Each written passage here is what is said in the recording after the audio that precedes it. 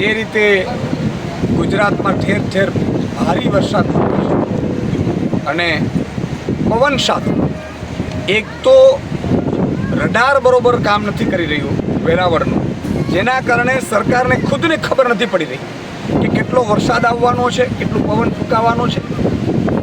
આ મેં જ્યારે પૂર્વ અધિકારીઓ સાથે મેં વાત કરી ત્યારે એમની જે વાત ઉપરથી જે સમજવાની કોશિશ કરી છે મેં, એમાં એવું છે કે 4-5 કરોડ માત્ર સામાન્ય રૂપિયાથી એ રડારનું કામ અટકીને પડ્યું છે વેરાવળ. કચ્છમાં રડાર છે એ કામ નથી કરી રહ્યું, અમદાવાદમાં કામ નથી કરી રહ્યું.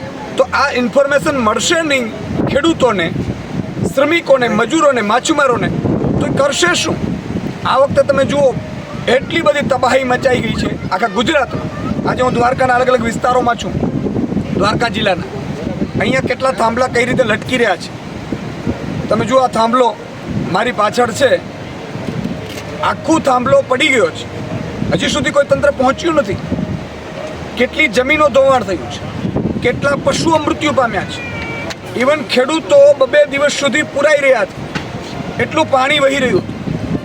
અને તંત્ર છે, સ્વાભાવિક છે કે જ્યારે ભારે વરસાદ થાય ત્યારે તંત્ર પહોંચી ન શકે, પણ પછી તો પહોંચવું જોઈએ.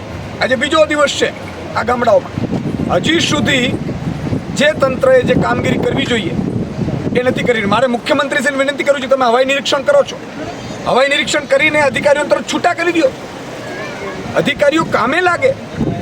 અત્યારે વીજળીના જીઈબીના અધિકારીઓ કામ નથી કરી રહ્યા. તંત્ર છે, લોકો અત્યારે એટલા પરેશાન છે, એટલું ધોવાણ થયું છે. સર્વે કઈ રીતે કરી શકશો તમે?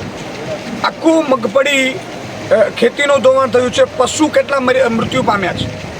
એટલે મારી સરકારશ્રીને વિનંતી છે કે તાત્કાલિક ધોરણે એક તો કેશ ડોલની વ્યવસ્થા કરો, તાત્કાલિક ધોરણે 2000 કરોડનું સહાય પેકેજ ખેડૂતો, માલધારીઓ અને જે લોકોને નુકસાન થયું છે એના માટે જાહેર કરે સરકાર. અને નરેન્દ્રભાઈને પણ વિનંતી છે કે તમે અત્યારે બરોડાની ચિંતા કરી, સારું થયું છે. કારણ કે સ્વાભાવિક છે કે બરોડામાં અત્યારે તમારે ખાસ ધ્યાન રાખવાની જરૂર છે, પણ બરોડાની સાથે સાથે આખું ગુજરાતની હાલત શું છે? તમે 2 વાર ફોન કરો છો, વાંધો નથી, પછી ચૂંટણી પ્રચારમાં લાગી જશો, પણ 2000 કરોડનું પેકેજ કેન્દ્ર સરકાર પણ આપે. આજે હાલત બહુ જ ખરાબ છે ગુજરાતના ગામડાઓની. લોકો 2 દિવસથી બહાર નથી નીકળી ગયા. એટલું જમીનોનું ધોવાણ થયું છે, એટલું પાકનું ધોવાણ થયું છે. મગફળી છે, કપાસ છે, સોયાબીન છે.